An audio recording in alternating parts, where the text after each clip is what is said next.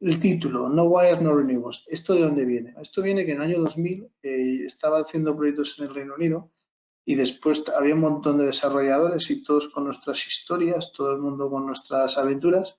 Y al final llegó el de Red Eléctrica, National Grid en el Reino Unido, al final puso una presentación, una única slide que ponía No Wires, No Renewables. Y poco más que se marchó, ¿no? Y vino a decir que todo eso está muy bien, que todas nuestras ideas de desarrollar proyectos son extraordinarias, pero al final, si no hay conexión, te puedes olvidar de todo lo demás, ¿no? Que es que nos olvidamos de que un proyecto necesita un terreno, necesita energía, un financiador, un promotor, pero lo que siempre, siempre, siempre va a necesitar es una interconexión, un elemento de unión que le permita, permita suministrar la energía que produce, ¿no? Y de ahí nunca se me olvidará y desde entonces lo tengo como una referencia, ¿no? Este señor que de una forma muy patente, muy sencilla, con una única slide nos transmitió lo importante que era la parte de interconexión y que nos olvidáramos de muchos otros elementos que estábamos discutiendo. Perfecto. Bueno, pues, ¿qué es Powertis? Powertis es una empresa que desarrolla proyectos, ¿vale? Trabajamos en 3 mercados. Voy a hacer 5 minutos de sales pitch, vender qué somos para que entendáis qué hacemos y a partir de ahí nos centramos en materia. Si son 5 minutos me he pasado en 3, o sea que mandadme un mensaje si veis que me enrollo mucho. 3 mercados, Brasil, España e Italia. En cada 2 mercados nos marcamos unos objetivos relativamente ambiciosos, que es tener por lo menos 1 gigavatio en operación para el año 2024 y luego estamos hablando de nuevos mercados. Nuevos mercados para nosotros son principalmente Colombia, Estados Unidos y ahora este trimestre anunciaremos otros mercados que estamos iniciando y que vamos a expandir. El objetivo es doblar el tamaño de la compañía este año. Como decía, 5 gigavatios en desarrollo, hemos vendido más de 1,2 gigas, estamos construyendo 260 megavatios y en todos los mercados en los que operamos tenemos inversores estratégicos. En el caso de España es Total, en el caso de Italia es Aquila Capital, un fondo de inversión, y en Brasil tuvimos la fortuna de desinvertir nuestros activos a Atlas, una empresa del grupo Actis, que bueno, son los líderes del mercado locales. Cosas importantes, modelo de negocio. Cuando veáis la palabra Powertis, pensáis que somos una empresa que forma parte del grupo Soltec Power Holdings. El grupo Soltec Power Holdings salió a bolsa en octubre del año pasado. Con el grupo, el acrónimo es SPH. SPH controla el 100% de Powertis y el 100% de Soltec. Dentro de este grupo, nosotros nos encargamos de la parte de desarrollo y nuestros compañeros, colegas de Soltec se encargan de la parte industrial. Es decir, nosotros en la parte izquierda de la derecha de la pantalla se ve un poco cómo evoluciona el flujo de capital y de energía y de inversión. En la parte izquierda, un poco cómo operamos y la interacción entre ambas compañías. Para aquellos que no conozcáis, Soltec es el tercer fabricante mundial de trackers. Es una empresa española con capital en su origen murciano, que tiene operaciones en más de 20 países, que ha suministrado más de 8 gigavatios y que es líder de mercado en varias áreas geográficas, por ejemplo Brasil o España. Venga, ya en materia. Spanish Solar Landscape. No sé hasta qué punto, bueno, me voy a centrar en España, si bien para preguntas que pudiera haber de otros mercados será un placer responderlas, pero yo creo que España es un buen ejemplo. ¿Y por qué es un buen ejemplo? Y lo iremos viendo a lo largo de la presentación, porque en España ha pasado de todo en los últimos 15 años. Y particularmente en los últimos 12 meses, 18 meses. Nosotros lo llamamos el tsunami regulatorio español. ¿Qué queremos decir con eso? Bueno, pues todo lo que ha ocurrido en el país desde finales del año 2019 en adelante. Como podéis ver aquí en esta slide, lo que venimos a transmitir es la cantidad de cambios que se han producido en el sector en los últimos, bueno, desde aquí marcamos de septiembre, pero podríamos ir antes, y que hacen referencia al crecimiento, bueno, pues que hacen referencia a la interconexión. Todo lo que aparece aquí está relacionado con la interconexión. ¿Y por qué la interconexión? Porque si lo pensamos de una forma fría, la interconexión es un elemento extremadamente finito. Es decir, el cable por el cual vamos a transmitir nuestra energía es uno y es único y no hay más. Y por lo tanto, la gestión de ese bien común, que es un bien crítico para el desarrollo de una sociedad, de un país, tiene que estar altamente regulado. ¿Y qué es lo que está ocurriendo en general? Pues lo que está pasando es que la velocidad de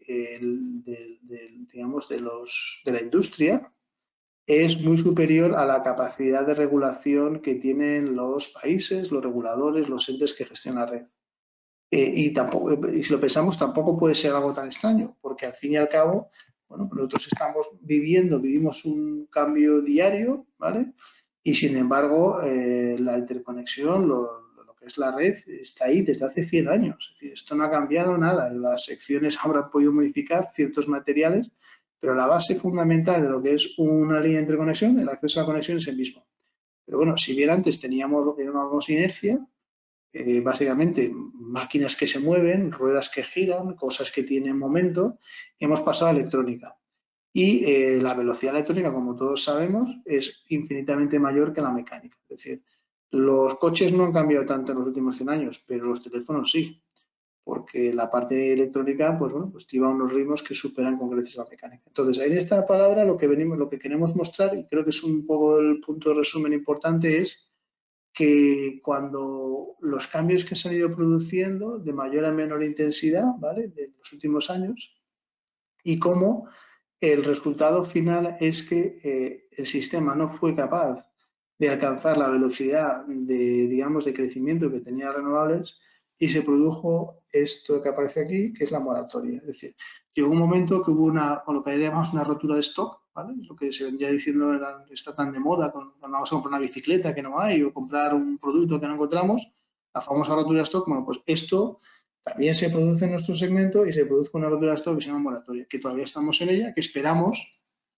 que, bueno, pues que finalice en algún momento en este año 2021, muy posiblemente que sea en torno al 1 de julio, ¿vale? Entonces, aquí todos los grandes reales decretos y todos tienen una única dirección, que es acceso y conexión, acceso y conexión, acceso y conexión. Es decir, cómo regulamos ese bien común, ¿vale? Y cómo ha evolucionado llegando a este punto de rotura de stock, ¿vale? Dejamos usar ese nombre, que es la moratoria que estamos vigentemente. ¿Cómo se va a resolver esa moratoria? Bueno, pues esa moratoria se va a resolver con una serie de reales decretos, una serie de circulares de la CNMC que van a permitir avanzar. ¿Cómo hemos llegado a esa rotura esto? ¿Cómo llegado a esa moratoria? Por estos números que aparecen aquí.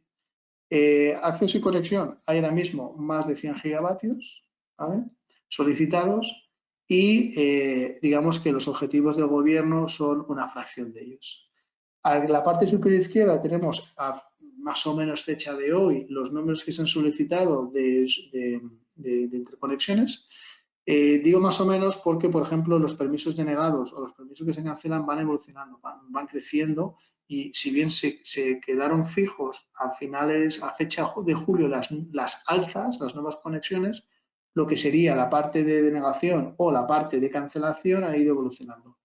Y yo creo que el punto interesante de esta slide, lo que quiero que veamos es dos cosas. Una es, aquí en la parte derecha, qué capacidad hay solicitada frente a qué capacidad es de alguna forma objetivo del gobierno dentro del PNIE. ¿Vale? Estamos viendo que de eólica en el PNIE se planteaban 50,3 gigavatios y hay solicitados aproximadamente 60 gigas. Hay hasta cierto punto hay un cierto equilibrio, pero en la parte inferior tenemos, en el PNIE se planteaban 39,2 gigavatios, digamos como objetivo, pero hay solicitados 105. O sea, estamos hablando que hay 3 veces más. Conclusión, hay que crear una forma de regular el sistema energético, el acceso, y asegurarse, por un lado, que los mejores proyectos pasan a la red, por otro lado, que los mejores proyectos accedan a la red, por otro lado, que los mejores proyectos se desarrollen con mayor celeridad.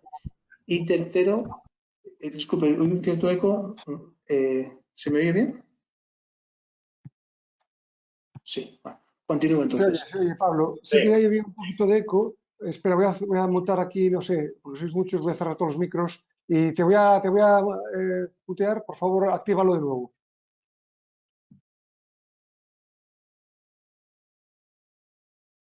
Vale, continúo. Bueno, estaba diciendo que se ve que bueno, pues que el objetivo es que todo esto vaya adelante, pero luego hay otro punto muy importante, que es la neutralidad de red. Es decir, el operador, el regulador, como máxima, no puede decidir ganadores y perdedores. El sistema no puede decidir quién participa y quién no participa. ¿Vale? Por otra parte, el marginal, que ponemos aquí, marginal capacity,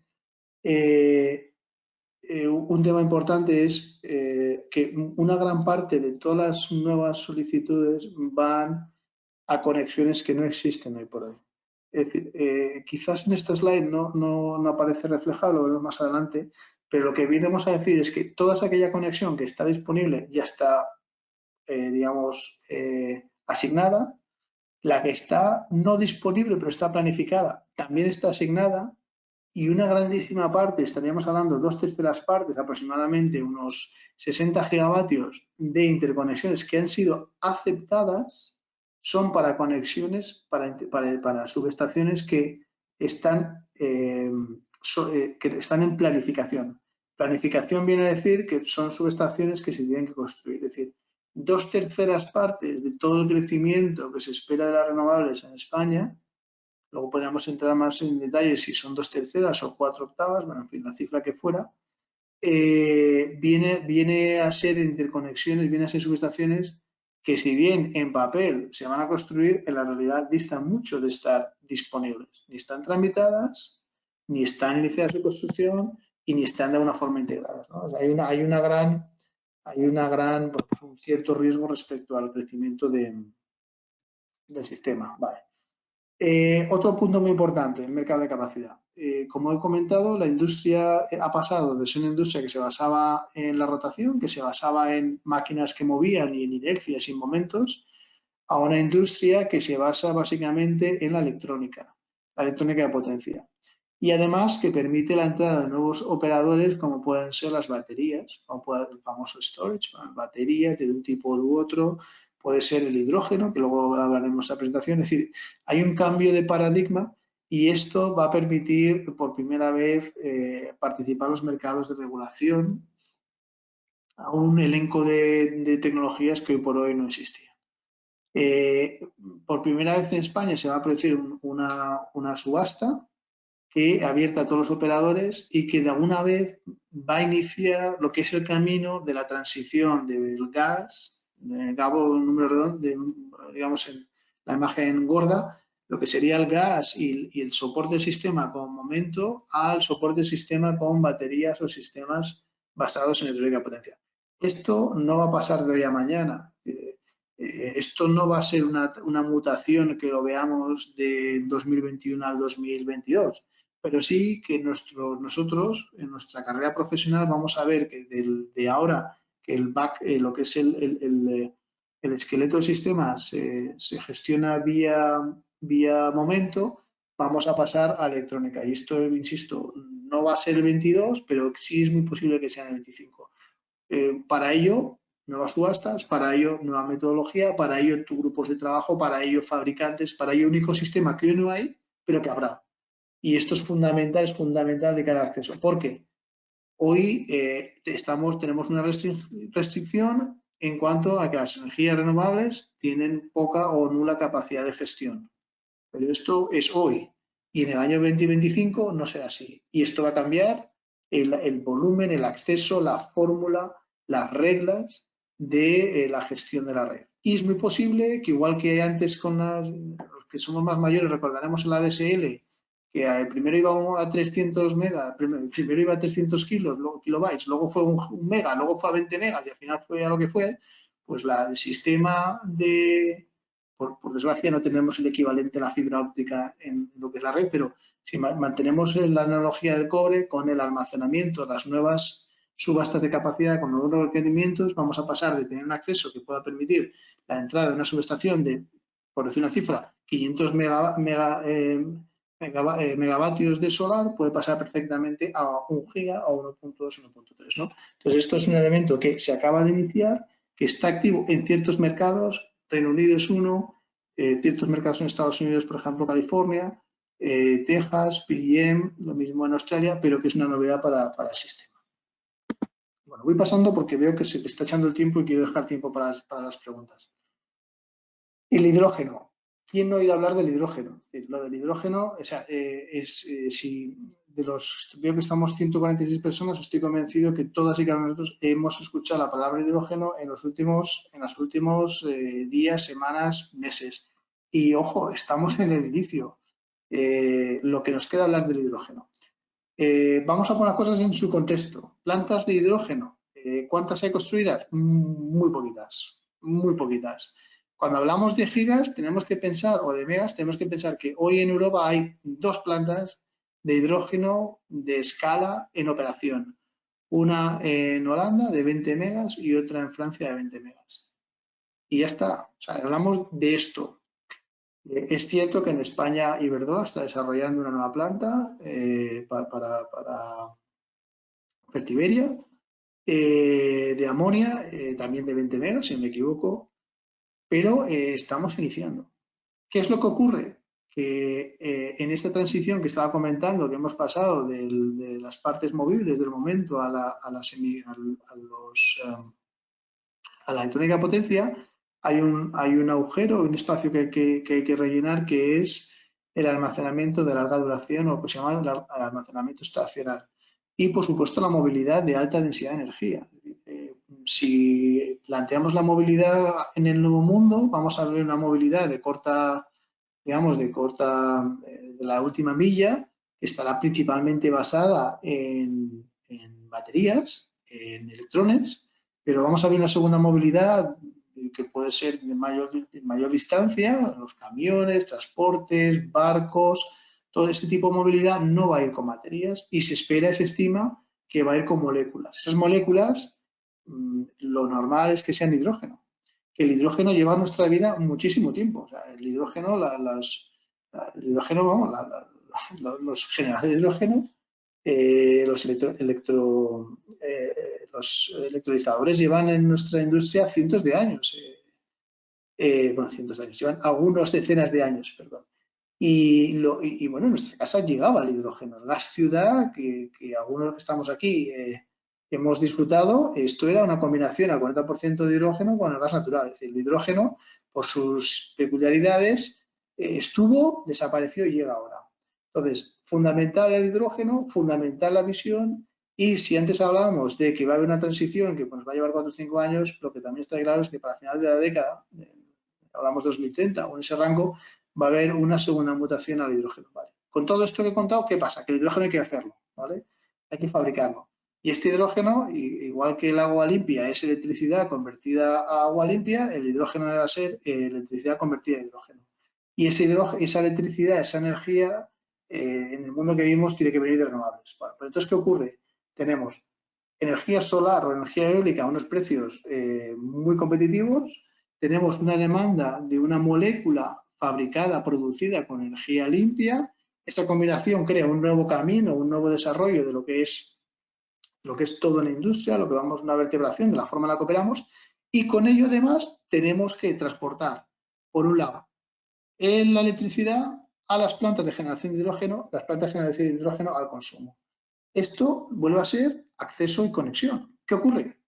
Que si todavía estamos trabajando en el acceso y conexión de las plantas solares de hoy, pensemos que en su momento habrá que finalizar esa tarea para empezar a pensar en la siguiente tarea, que será el acceso y conexión de las plantas de futuro. Esas plantas de futuro irán con, pues tendrán que tener en cuenta todo lo que es la necesidad de generación de hidrógeno. Números redondos, yo creo que más o menos estamos todos al tanto, los 300 megavatios de 2024, 4 gigavatios, todas las aplicaciones, ya sea Power to Gas, en fin, tenemos bastantes elementos que, bueno, pues que hacen esto de una industria muy, muy atractiva. A ver si el siguiente slide. El PNIE en España, bueno, pues el PNIE es nuestra Biblia, básicamente es nuestro libro de cabecera, nuestra referencia aquí en España de hasta dónde queremos llegar en el largo plazo como generador de energías renovables o de generador de energía limpia. Es un plan muy ambicioso, es por lo menos tan ambicioso como el resto de Estados miembros, y lo que nos marca eso es un sendero, nos marca una trayectoria. ¿Es probable que lleguemos a estos números? Sí, son muy probables. ¿Es probable que los superemos? También. ¿Vamos a llegar antes? Pues no lo sé. ¿Vamos a llegar más tarde? Pues puede ser. Pero para llegar ahí, volvemos a hablar. acceso y conexión. Es decir, si no hay cables, si no hay un entorno que lo regule, si no hay un regulador, si no hay unas normas claras, estos objetivos no se van a llegar a alcanzar, porque el sistema, como hemos comentado antes, permite el volumen de energía que lo permite. Y para llegar a estos objetivos, particularmente en la parte de solar, necesitamos un elemento vertebrador, una inversión en infraestructuras que de alguna forma, bueno, pues está centrada o está marcada por el PNIEC.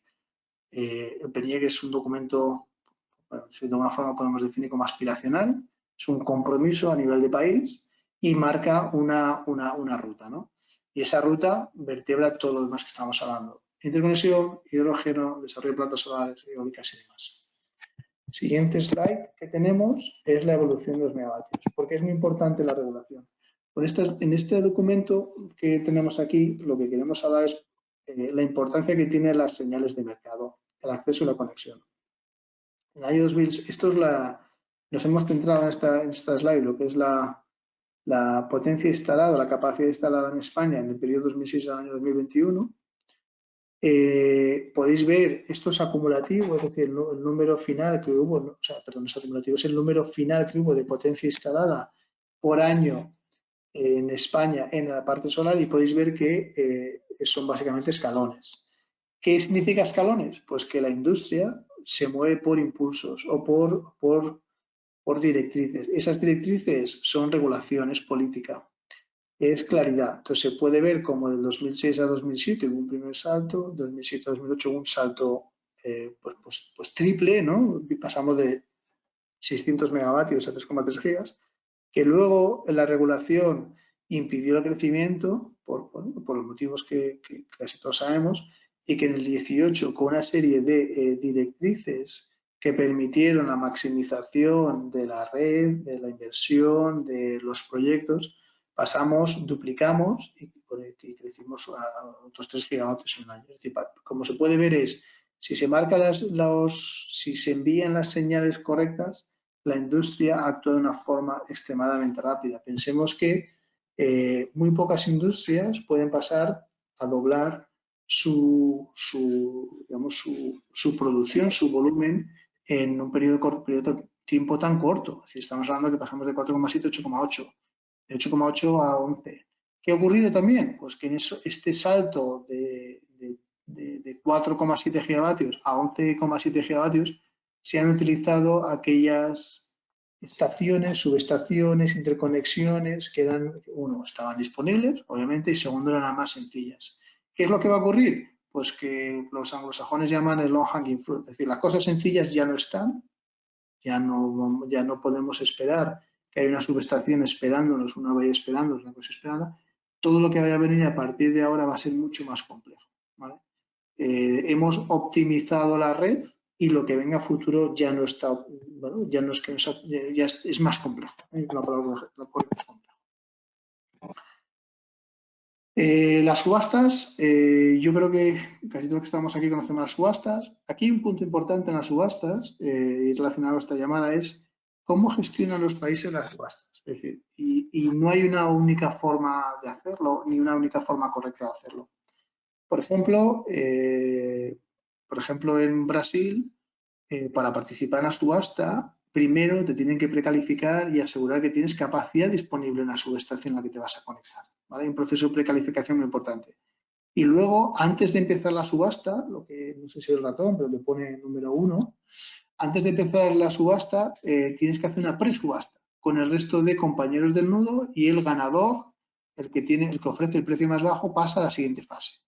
Es decir, el resultado final del proceso es que quien participa se asegura que tiene acceso a este recurso finito. En otros países como Portugal, en el proceso lo que se subasta es la red. Bueno, se subastan varios productos, pero uno de ellos es la red. Es decir, tú puedes la red como elemento finito y hago propiedad de la sociedad, se pone al servicio del que ofrece más valor, ¿no? Entonces, en Portugal hemos visto esa solución. En otros casos se produce una situación híbrida, en el cual tienes que poder demostrar que tienes acceso a la red en un momento determinado. Es decir, las subastas son un elemento vertebrador fundamental que pueden activar o desactivar el acceso a la red.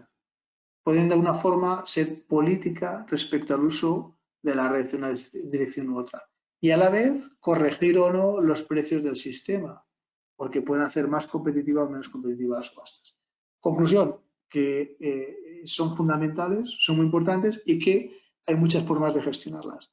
Y por último, de esta slide, lo que sí quisiera marcar, por ejemplo, en las subastas, aquí donde pone with management capacity, con la gestión de la capacidad, que las mismas subastas pueden de alguna forma incentivar el desarrollo de ciertas tecnologías.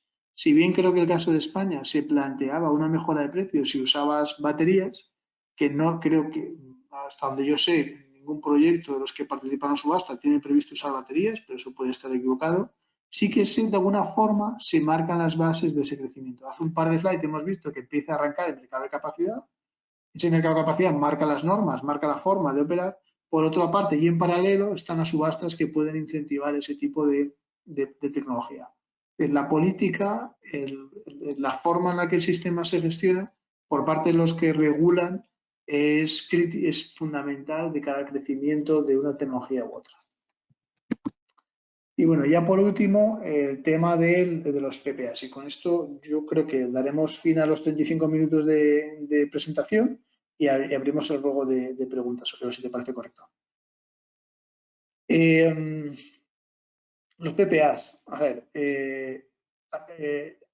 hay una cosa que es clara, ¿no? Y es, si no tienes interconexión, no tienes forma de producir electrones, ¿vale? Pero una vez has producido electrones, ¿cómo gestionas esa energía? No es, pues primero, no es un tema menor, porque al fin y al cabo es la entrada, es en tu modelo de negocio, es tu entrada de capital, lo cual es, bueno, pues es lo más importante para los inversores. Y por otro, pero bueno, ya digamos el apetito riesgo es muy diferente. ¿Qué es lo que ocurre aquí? Bueno, pues que por primera vez como industria no dependemos de terceros. Por primera vez como industria tenemos la capacidad de ofrecer un producto muy atractivo a un tercero, el famoso PPA, ¿no? Y ya hay determinadas empresas que lo que se dedican es a la producción, o sea, a lo que es, bueno, a la compra-venta de energía, obviamente, pero vamos, a la firma de contratos a largo plazo. Y largo plazo, hoy en nuestra industria son 10, 12, 15 años.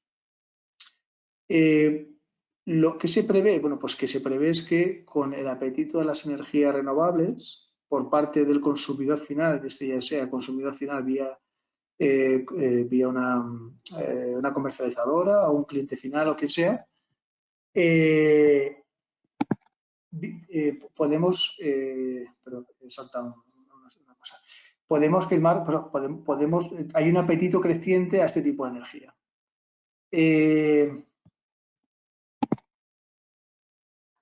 ¿Qué precios, bueno, qué precios estamos hablando? Pues estamos hablando de que si la semana pasada se hablaba de que los PPAs con el precio del pool estaba en los 60, 70, 80, la energía renovable de solar en España, en zonas de radiación relativamente alta, estaríamos hablando entre los 30 y los 40 euros. Es decir, estaríamos a fecha de digamos, el último pico del precio de la energía, del precio del pool, estaríamos en torno a la mitad de valor. Y son valores bastante razonables en largo plazo. ¿Qué ocurre también? Bueno, pues que ciertas compañías deciden no vender a largo plazo y vender a corto plazo para maximizar valor.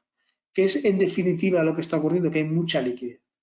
De nuevo, por primera vez hay un producto muy líquido, muy atractivo, que tiene mucha capacidad de compra-venta, ¿no? Mucha liquidez.